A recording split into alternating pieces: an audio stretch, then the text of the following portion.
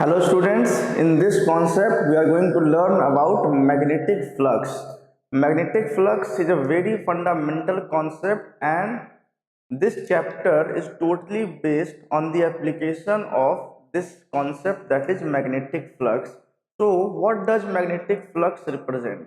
Magnetic flux represents the total number of magnetic field lines crossing through any surface. Okay, in the last chapter we have learned that magnetic flux passing through closed loop is zero, but when we talk about a surface which is not closed but it is an open surface, then we can say that amount of flux passing through that surface will have some finite value. Okay, so let us discuss this through the help of a figure. That is, suppose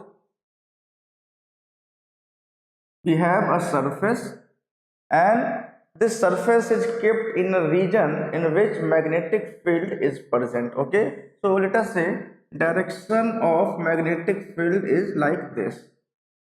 Area vector of this surface can be drawn in a direction that is perpendicular to the surface and it is away from the surface. So the area vector for this surface is like this.